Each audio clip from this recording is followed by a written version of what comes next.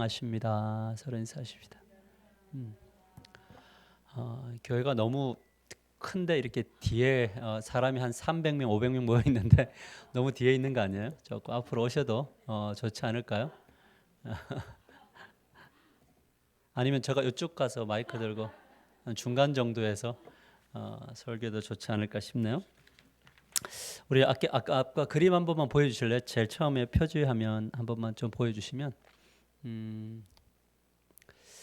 제가 이제 저 그림을 이제 선택을 할 때에 여러 가지 생각이 사실 있었거든요. 이제 우리가 여러 가지 질문이 있더라고요. 저 그림 안에 어떤 인생이 되기를 원하느냐 이런 또 질문이 또 하나 있고, 여러분 어느 길을 걷고 싶으세요?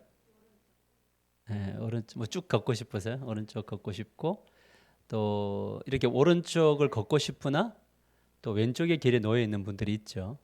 또 왼쪽에서 이제 오른쪽으로 이렇게 이동해 오시는 분들도 있고, 다시 또 오른쪽에 있다가 또 왼쪽으로 가는, 우리가 걸어가는 길이 마치 저와 같지 않나 하는 생각이 좀 들었어요. 그러니까 우리의 인생이 늘 저렇게 푸른 초장이기를 원하지만, 그러나 우리가 걸어가는 길은 항상 저 두 가지가 항상 같이 공존하고 있다라는 생각이 같습니다. 그래서 제일 소명이라는 주제 안에서 가장 좀 합당한 그림이다라는 생각을 가지는 거죠.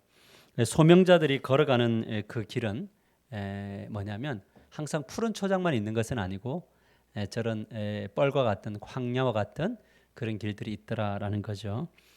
우리가 그동안에 배웠던 내용이 무엇입니까? 우리가 배웠던 내용은 그것은 제1소명에 대해서 우리가 배웠어요. 그러니까 우선순위에 있어서 제일 중요한 게 뭐냐라는 게, 제1 되는 것이 뭐냐, 넘버 원이 뭐냐, 그것은 소명이다. 이렇게 콜링, 우리에게 부름받음이죠. 그러니까 세상을 위한 하나님의 백성의 어떤 제자도, 그래서 우리가 하나님의 백성인데 제자도를 걸을 때 어디를 위한, 세상을 위한 제자도를 걸어야 된다. 이게 이제 소명의 한 부분이었습니다. 여러분 이제 다 기억이 안 나겠지만 그래도 우리가 쭉 걸어왔던 길들을 한번 쭉 그냥 빠르게 가면, 번성하라고 우리는 부름을 받았다. 우리의 소명은 무엇을 위해서 받았냐? 번성하라고. 이 번성은 뭐냐면 하나님의 나라가 확장되어져 감을 이야기하죠. 근데 우리가 하나님 나라를 확장시켜 나가는 곳이 어디냐면 길을 잃은 세상과 또 이제 길을 잃은 교회에게. 지금 보면 세상만 길을 잃은 것이 아니고 교회도 길을 잃었으니까. 교회가 길을 잃어버렸다는 것은 뭐냐면 성도들도 길을 잃어버렸다는 거죠.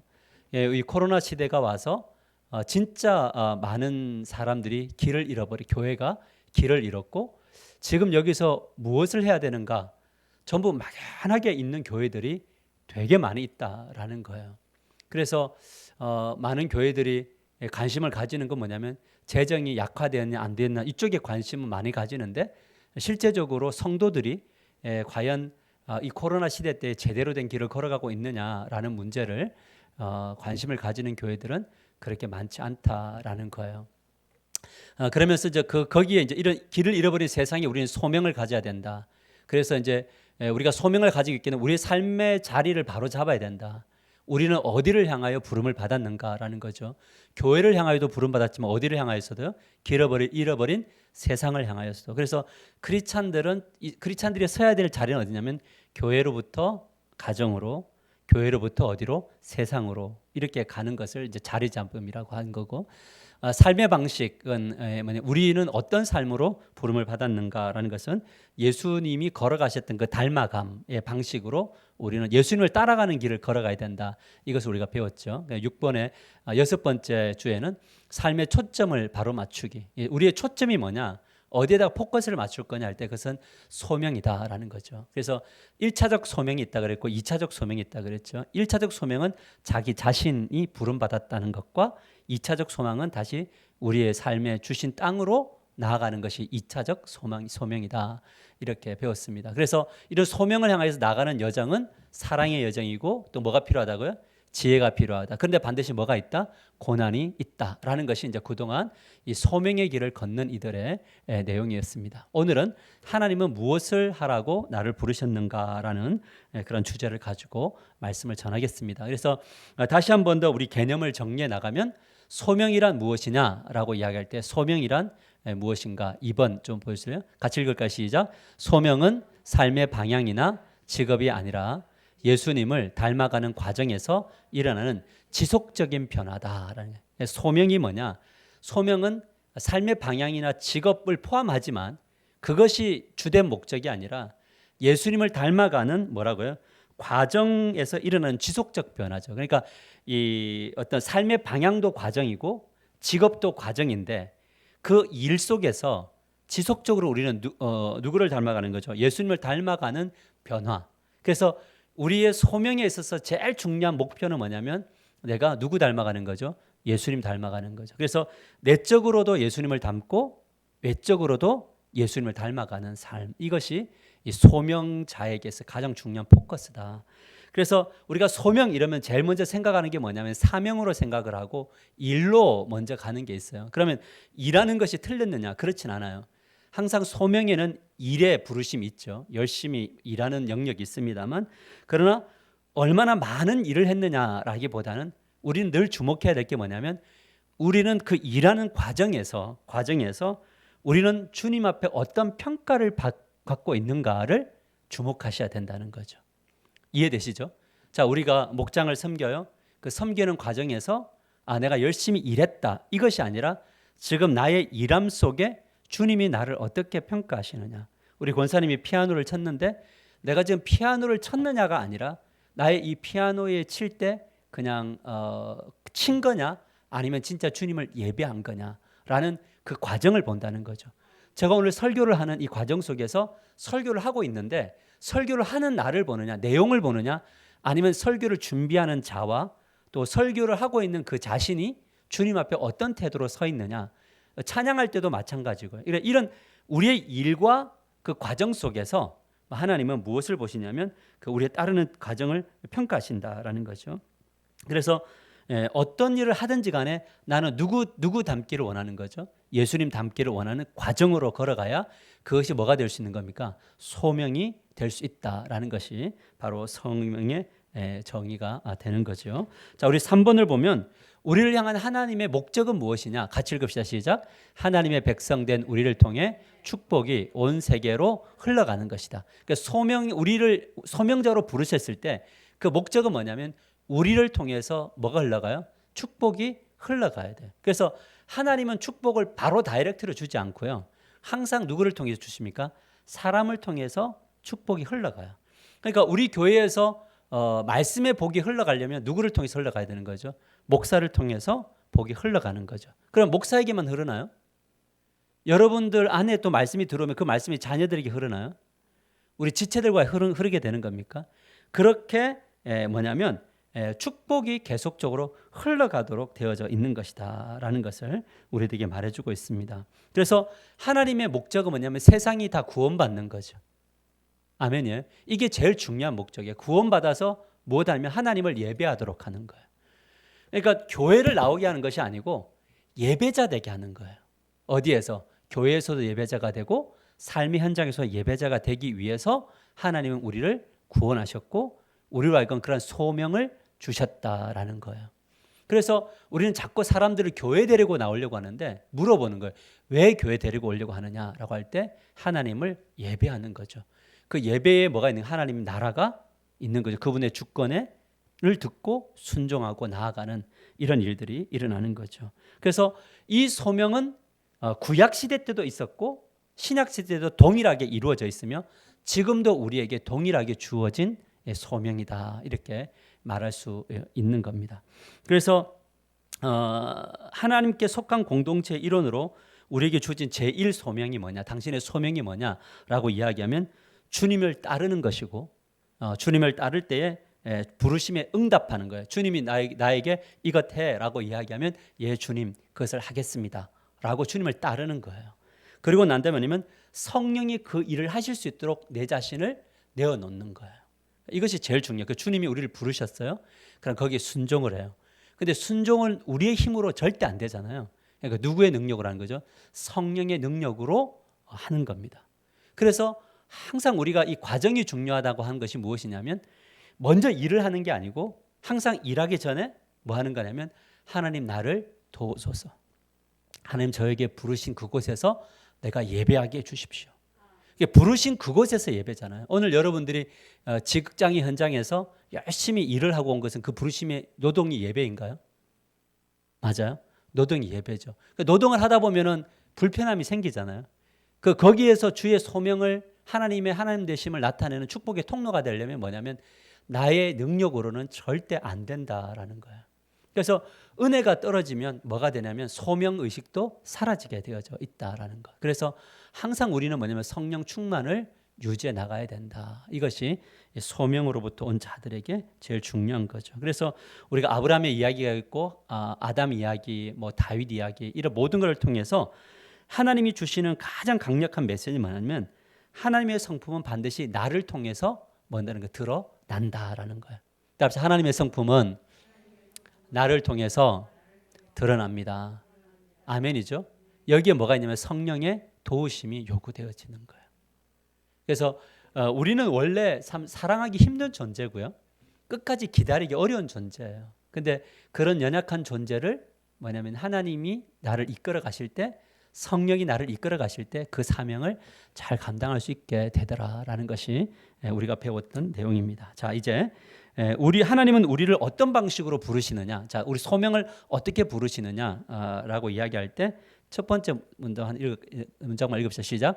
하나님이 우리를 부르시는 방식은 온전히 하나님께 달려 있다. 방식은 누구에게 달려 있다고? 하나님에게. 그러면 모든 사람들이 동일한가요? 부르심이 동일해요?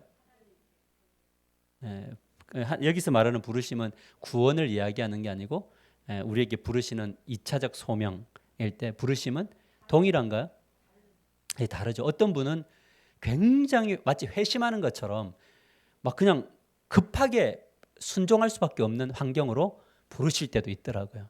언제냐면 말을 잘 안 듣거나 자기가 서운한 것을 잘 안 할 때, 이럴 때는 하나님이 기다리다가 이제 내가 너를 소원했고 내가 너를 통해서 일하고 싶은데 자꾸 도망을 가니 급하게 그 소명의 자리로 이끄나요? 대표적인 사람에게 누가 떠올라요? 우리 성경이 이러면 누가 떠오릅니까? 급하게 막 바꿔갖고 데리고 쓰신 분. 응? 요나, 그렇지, 요나. 요나 같은 경우에 자꾸 뻗당기니까 물고기 배속에 넣어갖고 회개해서 뱉어갖고 쓰시죠. 이런 것들이에요. 제가 이제 어렸을 때 저희 이제 그 모 교회에 우리 담임 목사님 아들을 목사님이 이제 어렸을 때 서원 기도를 드렸어요. 뭐냐면 우리 아들을 주님께로 드립니다. 목회자로 쓰십시오.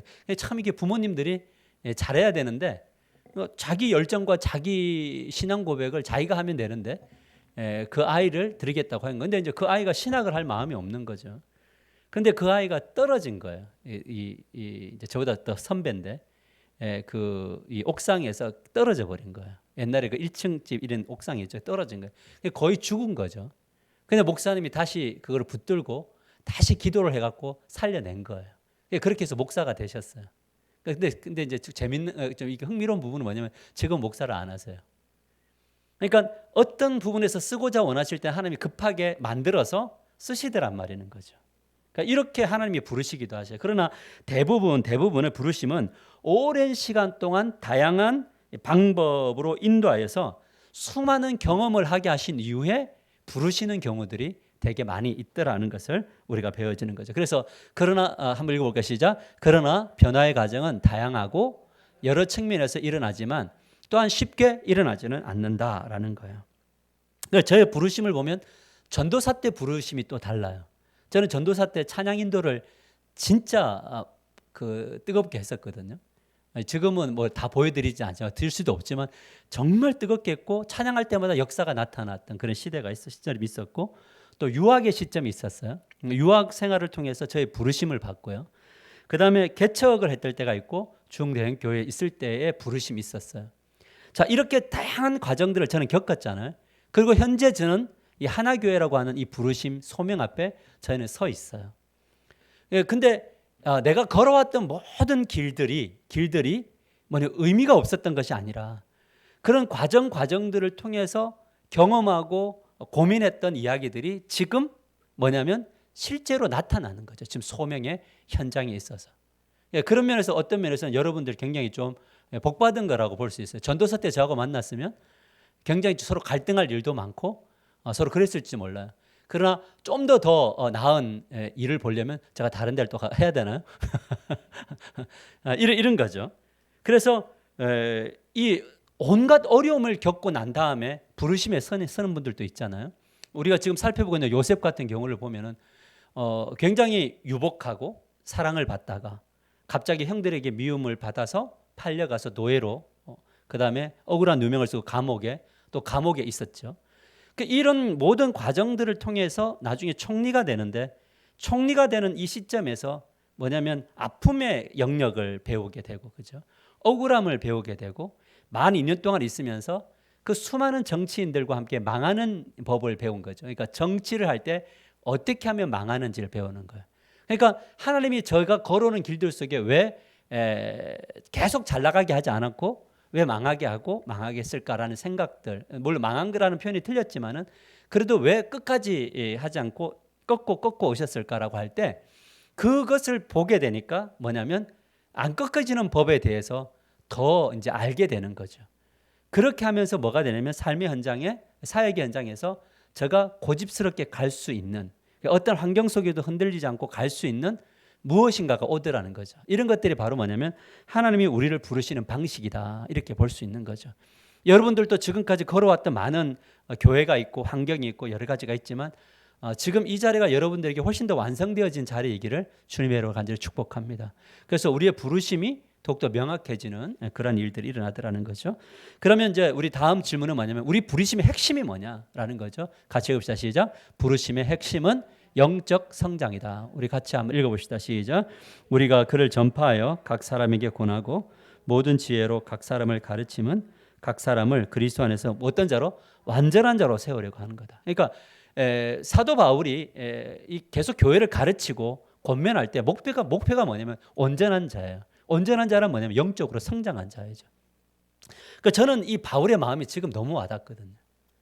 왜 이렇게 우리가 무엇인가를 배우자, 예배하자, 기도하자를 누구나 다 외치지만 그걸 또 실제적으로 만들어서 가고 있느냐의 문제는 뭐냐? 한 가지예요. 온전한 자로 여러분을 주께 드리고 싶은 거죠. 그러면 온전한 자가 뭐냐면 영적으로 성장하는 거예요. 그래서 피상적인 삶에는 삶으로는 예수님을 증거할 수가 없어요. 근데 우리 그리스도인들이 굉장히 피상적인 삶을 살아요. 그래서 너에게 있어서 소망이 무엇이냐고 누군가 물을 때는 항상 나의 소망이 무엇인가를 대답할 준비를 하라 이렇게 말씀하고 있거든요. 그러면 이거는 피상적이지 않는 거예요.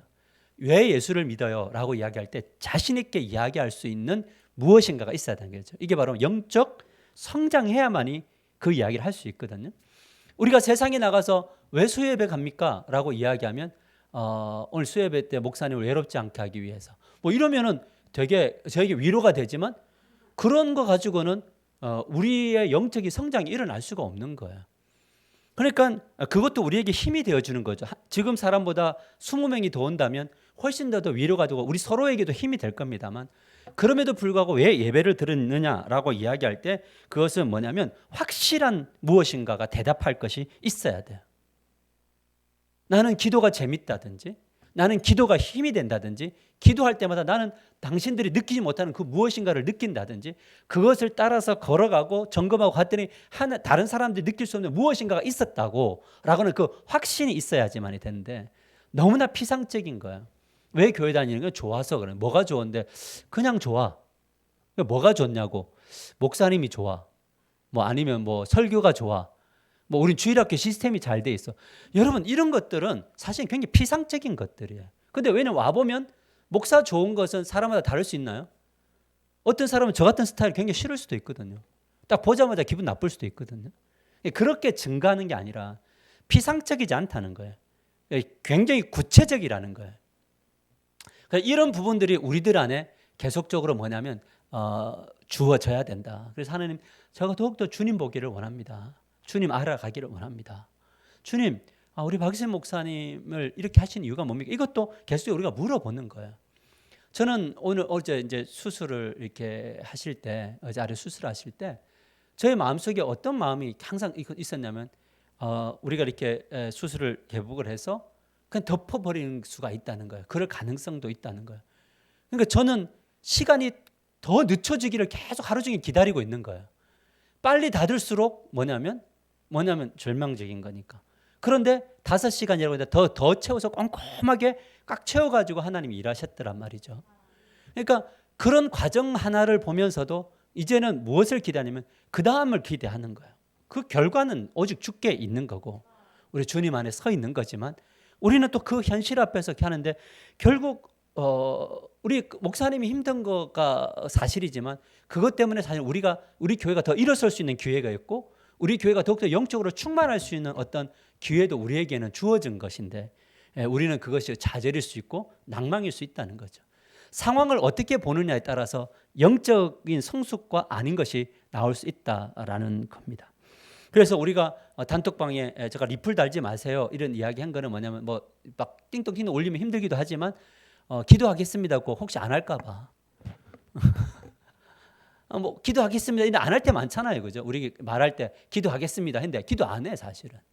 그러니까 그런 피상적인 삶이 아니라 기도하겠습니다. 그러면 기도해야지. 그죠? 그것이 맞지 않아요? 그래야지 뭐냐면 우리의 삶 속에 예수님의 증거가 나타날 수 있다라는 겁니다. 그래서 우리가 사역 중심적이어야 되지만 진짜 뭐냐면 사역의 가운데 뭔가 열매가 맺어져야 되는데 그 열매가 뭐냐라고 이야기할 때 뭐냐면 그것은 구체적인 거, 피상적이 아니라 구체적인 은혜, 구체적인 다가오심, 구체적인 능력을 받아 나가는 것, 이것이 중요하다라는 거죠.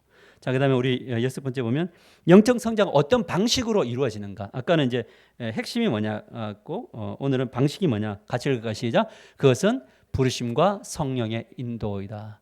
같이 읽읍시다. 시작. 사랑하는 자들아 영을 다 믿지 말고 오직 영들이 하나님께 속하였나 분별하라. 많은 거짓 선지자가 세상에 나왔음이니라. 있습니다. 이렇게 말해요.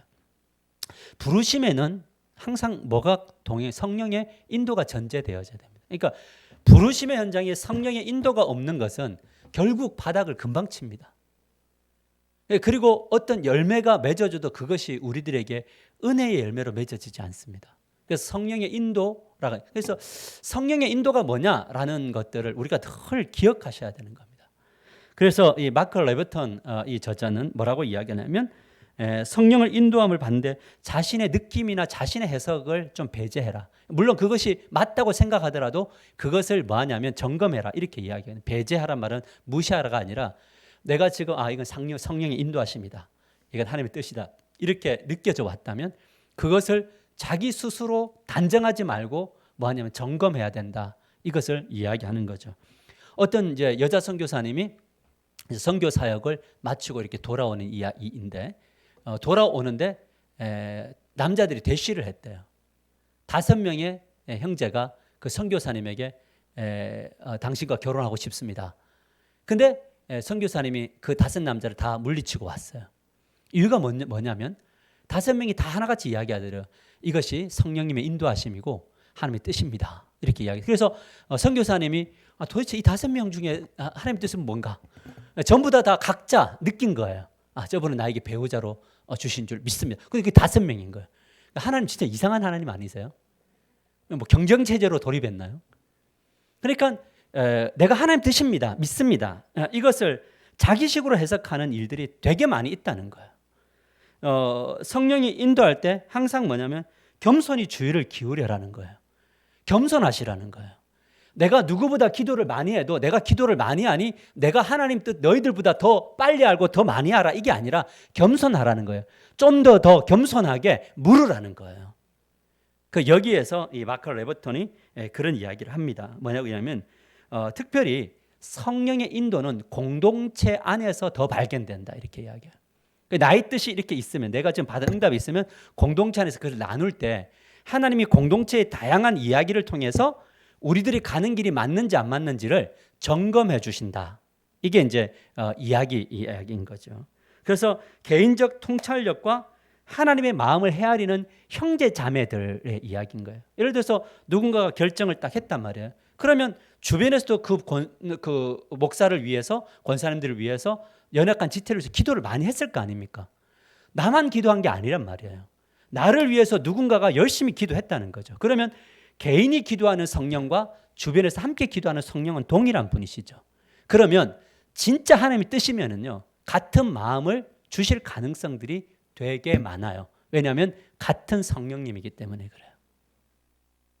이런 것들이 없이 가게 되면, 그래서 뭐냐면 너희가 하나님이 거하시는 전인 줄 알지 못하느냐라고 해요. 그래서 내 안에도 예수님이 거하지만 너희 공동체 안에 예수가 거하시거든요. 하나님이 거하신다고요. 그러니까 내가 생각하고 내가 판단하는 것이 오직 뜻이다 이렇게 가면은 이거는 큰 오류에 빠질 가능성들이 되게 많이 있습니다. 그래서 우리는 항상 뭐냐면 공동체의 이야기를 들을 줄 이게 바로 겸손이에요. 그러니까 누구의 이야기를 듣지 않는 거 있죠. 이게 교만이라고요. 성령은 그렇게 일하시지 않아요. 성령은 항상 뭐냐면 우리의 공동체성을 가지고 우리를 인도하신다라는 것을 늘 잊지 않게 되기를 주님의 이름으로 간절히 축복합니다. 제가 이 교회를 이전하는 과정에 있어서 저의 확신대로 했으면요, 저는 남동구에 남았습니다. 제가 생각했던 확신대로 제가 가격을 끄었으면요 100% 되는 거였습니다. 왜냐하면 저에게는 그런 감각이 있거든요. 그런데 그 나의 감각보다 무엇을 본 줄 아세요? 공동체 전체의 마음을 봤어요. 공동체 전체의 마음이 그곳에 없었어요. 그래서 저는 그날 접었어요. 그런데 하나님이 그렇게 일하시더란 말이죠. 뭐냐면 나의 확신과 우리 공동체의 확신들을 같이 보는 거예요. 그러나 어느 날에는 다 볼 수는 없죠. 어쩔 때는 밀고 가야 될 때가 있어요. 그러나 우리가 진짜 한 마음으로 기도했다면 하나님이 많은 마음들을 모아서 그 길을 열어주실 거예요. 그래서 항상 혼자 기도하고 혼자 결정하지 마세요. 그곳에는 항상 뭐가 있냐면 그 과정 속에서 하나님의 다른 뜻이 있을 수 있다는 거. 이거는 뭐냐면 이런 과정이 이것도 하나님의 뜻입니다. 이렇게 하면 안 돼요. 모든 것이 합력하여 선을 이루는데 나의 허물도 주님이 불쌍히 긍휼로 덮어서 가는 거지 그 허물을 주님이 허용해 주셔서 가는 게 아니라고요. 그러니까 합력하여라고 할 때 그거는 없어도 되는 거예요, 원래는. 근데 그건 누가 만든 거냐면 자기가 만들어서 가는 거잖아요. 그래서 항상 성령의 인도하심 속에는 겸손이 요구되어진다라는 것 꼭 잊지 않게 되기를 주님의 이름으로 간절히 축복합니다. 그래서 어떤 일이 있고 어떤 사건이 있을 때 누군가에게 기도해 달라고 요청해야 돼요. 나 지금 이런 고민하고 있는데 목사님 같이 기도해 달라고, 내 지금 이렇게 힘들고 있는데 기도해 달라고 이렇게 요청하는 거예요. 그게 바로 뭐냐면 겸손이에요. 그럴 때 성령이 진짜 당신의 뜻을 우리들 가운데 계시하시고 그것을 따라서 걸어가 볼 때 하나님의 일하심과 강력한 일하심과 만나게 될 줄 믿으시길 바랍니다. 영적 성장은 어떤 방식으로 증명되냐면 그것은 부르심과 성령의 열매를 통해서 이루어지는 거죠. 우리 성령의 열매는 너무나 잘 알죠. 부르심이 성령 안에서 있는지, 성령 안에 있는지 성령 안에 있는지를 알 수 있는 기준은 뭐냐면 성령의 열매로 우리가 알 수 있는 거예요. 내가 지금 성령의 인도함을 가고 있느냐는 성령의 열매예요. 이것이 뭐냐면 하나님이 나와 함께 하신다는 증명이거든요. 그래서 우리가 걸어가는 과정 속에 일보다 과정을 점검하라라는 건 뭐냐면 우리는 너무나 열정적인 일을 하다가 부딪히지 않아요? 그래서 무슨 열매가 맺어지잖아요? 사랑도 맺어지지 않고 희락도 맺어지지 않고 화평도 맺어지지 않고 오래 참지도 못하고 그다음에 절제도 안 되고 이러니까 뭐냐면 우리가 엄청난 목표를 두고 일을 하면 할수록 뭐냐면 분열이 일어나는 거잖아요. 그런데 이제 일을 하면서 모두가 다 기도하면서 일하다 보면 서로 의견이 다를 때는 뭐 하면 되는 겁니까? 잠시 멈춰도 되지 않아요? 맞아요? 진짜 급한 거 아니고서. 근데 급한 일이 되어질 때는 어디로 가야 되면 권위자에게 그 결정을 던져줘야 돼요. 아직까지 여유가 있을 때는 함께 부딪혔을 때는 우리 좀 더 기도해 보십시다. 그런데 급한 상황이 올 때는 그때 회장이라든지 권위자가 세워지면 그 권위자의 결정을 따라주는 거예요. 그리고 같이 기도해 주는 거예요. 그럴 때 놀라운 역사들이 나타나게 된다라는 거죠. 우리의 삶이 하나님의 성품과 사랑과 의로우심과 정의로우심을 비추기 시작하면 성령의 열매는 자연스럽게 맺어진다. 그래서 항상 우리는 사회 갈 때 무엇인가를 할 때 항상 하나님께 기도하고 하나님 제가 오늘 이 사역을 합니다. 제가 이제 그 김우성 목사님이라는 분을 만났는데 이 근처에서 사회 가시는 순복음 목사님이세요. 이분이 이제 세미나를 여시는데 세미나 제목이 뭐냐면 굴뚝기도예요. 굴뚝기도. 이렇게 막 불을 떼면 이렇게 연기가 나잖아요. 기도에 불을 떼면 연기가 난다. 그래서 굴뚝기도를 하자는데 이분이 이제 하나 더 용어를 개발하셨더라고요. 뭐냐면 이동기도라고. 이동기도. 그러니까 이동 기도가 뭡니까? 그랬더니 움직일 때마다 기도하는 거예요. 자, 예를 들어서 제가 오늘 새벽 기도를 와요. 그러면 새벽 기도를 차량 운행을 하고 오는데 제 첫 번째 집이 우리 이제 김영래 집사님 집이면 가는 동안 오늘 하나님 김영래 집사님을 새벽 기도에 축복해 주십시오.